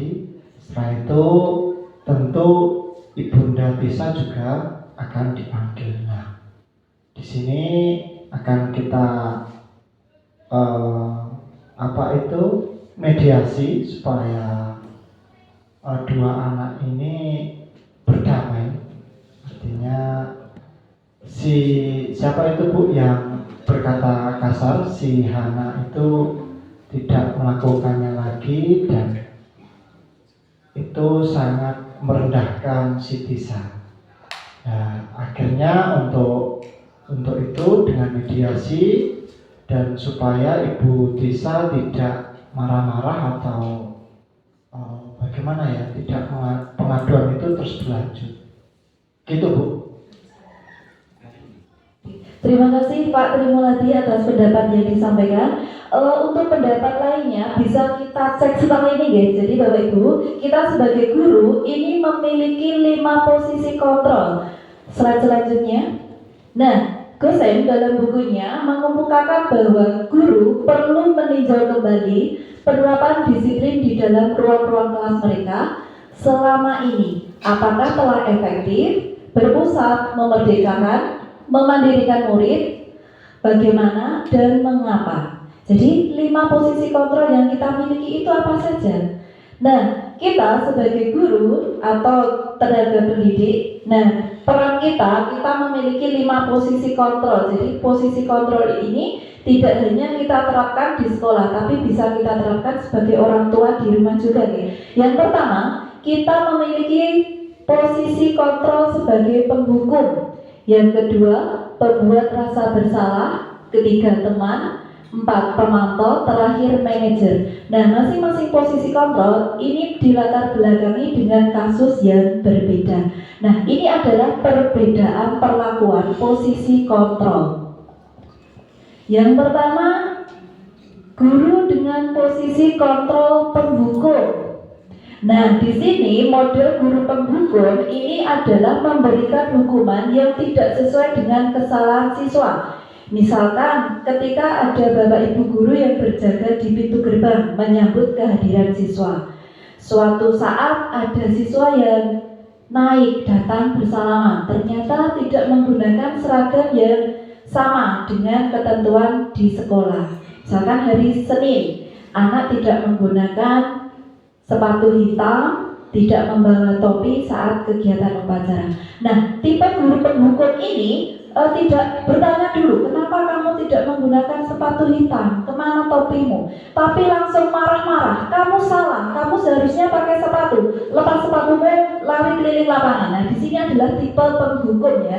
Jadi ini adalah kontrol pertama. Contoh kasusnya seperti ini. Jadi modelnya guru ini berceramah, terus menyalahkan siswa dan memberikan justifikasi, seharusnya kamu seperti ini, ibu kecewa. Nah, di situ adalah posisi kontrol penghukum ya. Yang kedua, pembuat rasa bersalah.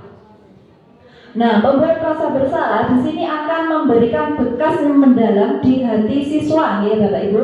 Bedanya kalau di posisi penghukum tadi, siswa langsung dimarahi, tidak ditanya alurnya seperti apa, kenapa kamu seperti ini. Kalau di rasa bersalah di sini akan membekas di hati dan perasaan siswa. Jadi seolah siswa itu merasa menjadi orang yang paling bersalah. Kenapa ya saya tadi bisa seperti ini? Contohnya ketika kita mengawasi kegiatan ujian, ada siswa yang membuat contekan, terus ada Bapak Ibu yang memanggil.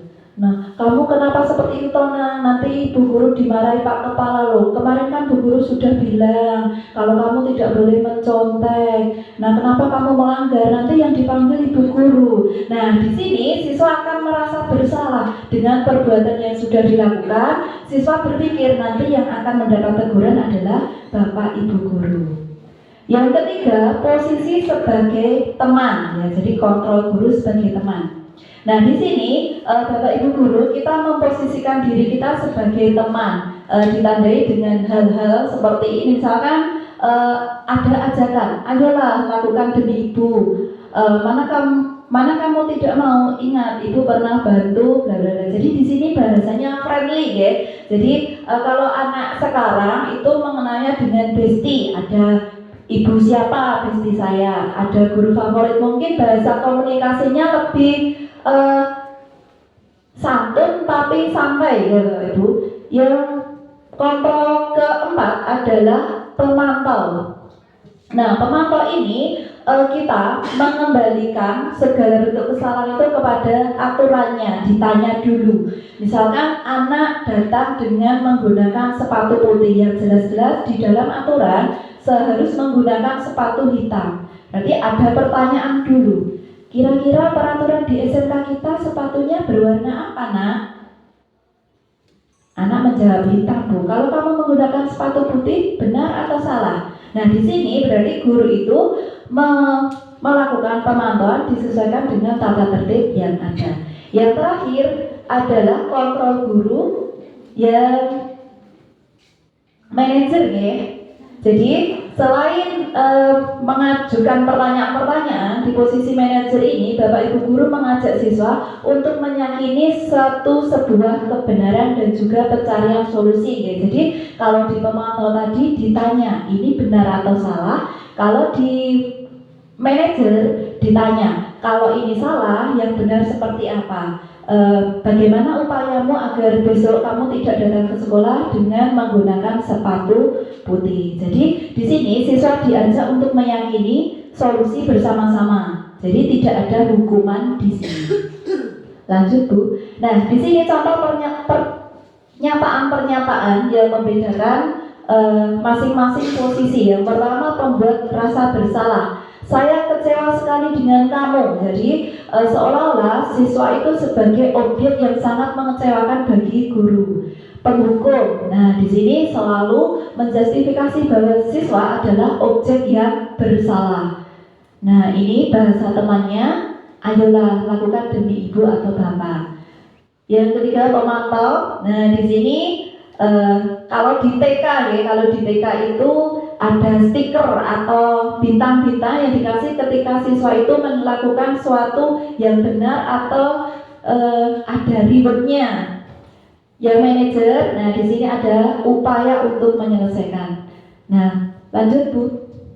Nah, di sini ada pergerakan antara atau bergerak antara. Nah, di sini ada peraturan, pemantau dan konsekuensi. Konsekuensi tadi sudah disampaikan oleh Bapak Trimuladi dan juga Bapak Ibu ya. Jadi di sini kalau pemantau itu dibenturkan dengan tata tertib atau peraturan yang ada, diikuti dengan pemberian konsekuensi atau hukuman. Tapi kalau posisi manajer itu siswa diajak untuk meyakini nilai-nilai kebajikan universal dan bagaimana upaya untuk memperbaiki kesalahan tersebut. Nah, di sini sebagai guru ada satu upaya yang dilakukan dalam segitiga restitusi, yaitu ada 3 langkah yang dilakukan.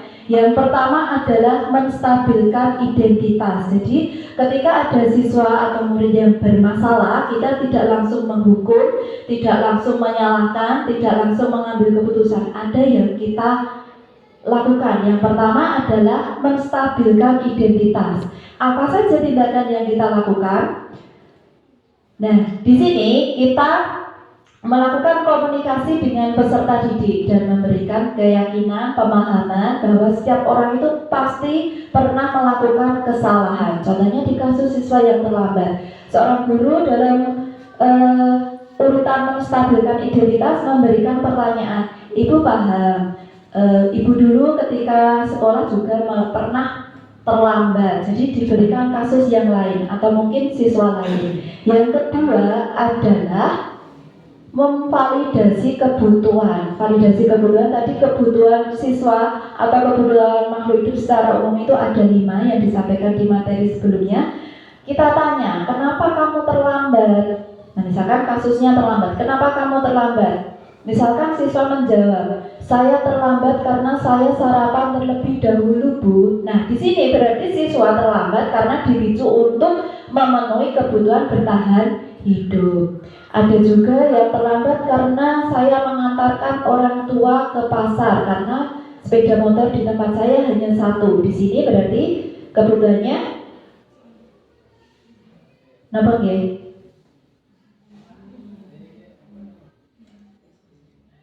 Kalau berhubungan dengan yang di rumah, kasih sayang, ya menyayangi orang tua ya.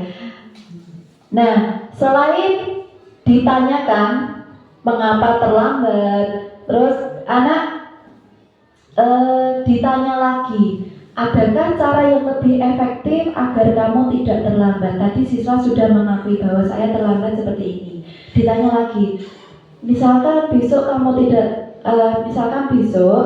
kamu harus datang tepat waktu, apa yang bisa kamu lakukan? Misalkan tadi sarapan dulu, berarti saya harus berangkat lebih pagi dan sarapan lebih pagi. Atau saya membawa bekal dan memakannya di sekolah ketika jam istirahat. Itu adalah validasi kebutuhan. Kita tanya, kenapa kamu bisa melakukan seperti ini? Yang terakhir adalah menanyakan keyakinan. Nah, setelah siswa menjelaskan kebutuhannya apa, nilai apa yang telah disepakati, siswa solusinya apa, terus kamu ingin menjadi orang yang seperti apa. Monggo lanjut, Bu. Nah, ini contohnya ya. Jadi kata-kata yang bisa diungkapkan guru dalam 3 langkah. Yang pertama, menstabilkan identitas. Ya, pertama memberikan penjelasan bahwa orang bersalah itu manusiawi, tidak ada orang yang selalu benar ya. Jadi kebenaran hakiki itu ada pada Sang Pencipta. Yang kedua, seperti ini, seperti yang sudah saya jelaskan, langsung ke contoh aplikasinya, Bu. Nah, di sini saya merangkumkan contoh kegiatan pemanfaatan atau pengaplikasian segitiga restitusi pada salah satu siswa yang menggunakan make up berlebih ketika datang ke lingkungan sekolah yang jelas di aturan tata tertib tidak tercantum. Monggo nanti bisa kita diskusikan bersama.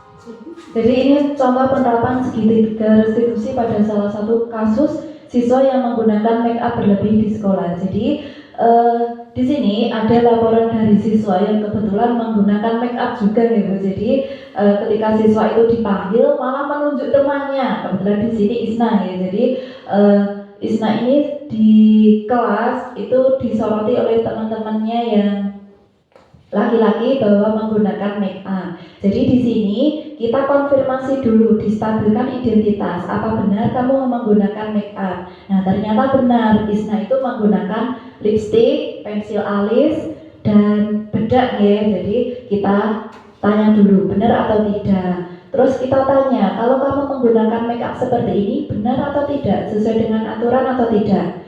Isna bisa menjawab, tidak sesuai dengan aturan Bu, yang benar tidak boleh memakai make up. Terus kalau kamu seperti ini salah atau benar, solusinya apa? Kalau kamu ditegur, kamu perasaannya gimana? Dia merasa tidak terima, tapi dia melakukan ini untuk mencukupi salah satu kebutuhannya, yaitu meningkatkan rasa percaya diri. Jadi kebutuhan Isna ini ingin meningkatkan rasa percaya diri. Kita konfirmasi kebutuhannya apa. Nah, terakhir, di dalam proses membuat keyakinan bersama, kita benturkan pada aturan atau tata tertib. Kira-kira kalau kamu menggunakan make up ini tidak sesuai, yang benar bagaimana? Dampaknya apa? Akhirnya dari siswa menyepakati sebuah keyakinan bahwa menggunakan make up itu tidak sesuai dengan peraturan, maka akan diperbaiki dengan langkah tidak menggunakan make up berlebihan saat kegiatan di sekolah. Seperti itu contoh penerapan segitiga restitusi, aplikasi dari materi 1 sampai dengan materi terakhir.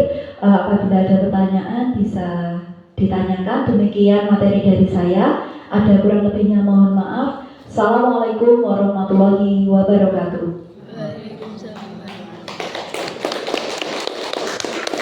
Hari ini kita akan memulai tentang perusahaan data. Tapi sebelumnya saya ingin menyampaikan hal yang berbeda, yaitu tentang membuat keyakinan kelas. Ada yang tahu apa itu keyakinan kelas? Ya, ayo. Apakah seperti aturan yang ada di kelasku yang disepakati bersama? Betul, tapi tidak hanya sekedar aturan ya.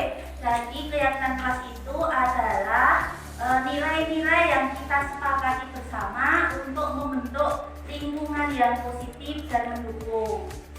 Hal ini adalah hal-hal yang kita sepakati bersama untuk menciptakan kelas yang nyaman dan kita bisa dihargai. Oke, kita buat keyakinan kelas 10 AKL 2.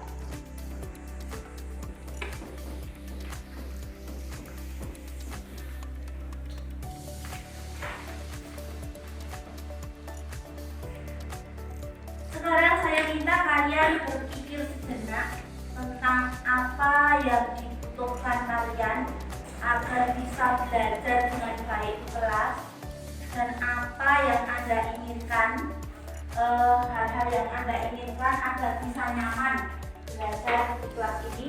Silakan dituliskan dalam satu lembar ini, ya, bisa kalimat satu saja atau 2 kalimat.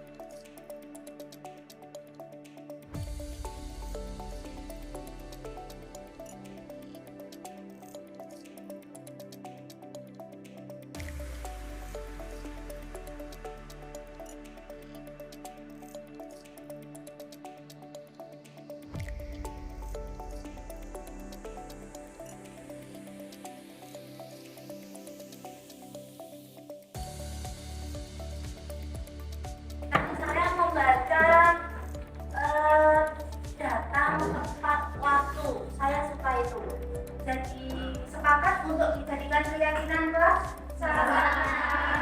Oke, tunggu saya dulu di sini ya. Keyakinan kelas yang pertama datang tepat waktu.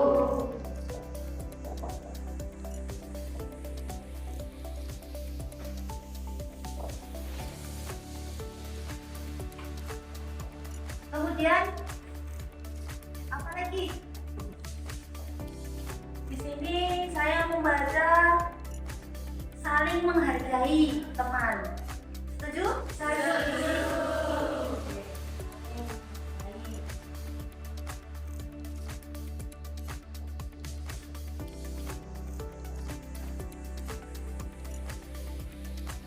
Kemudian apa lagi? Silahkan disampaikan.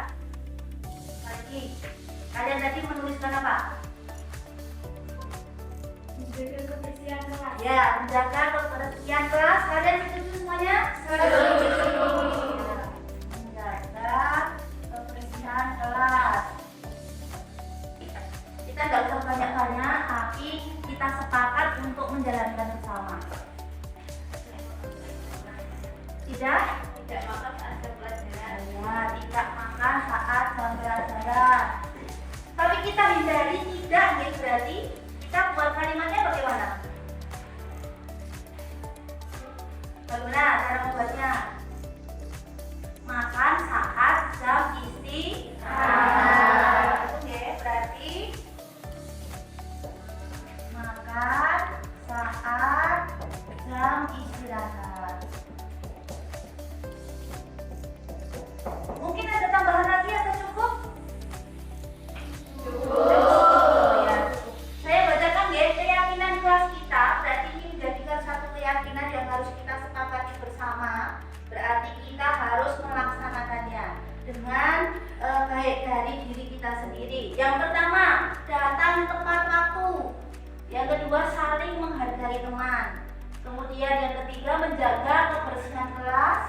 Yang keempat, saling mendukung dalam belajar. Dan yang kelima itu makan saat jam istirahat. Nanti kita cetak, kemudian kita tempel di kelas biar semuanya bisa melihat. Kalau ada salah satu teman yang melanggar, kita ingatkan dengan baik. Seperti itu, ya? Terima kasih.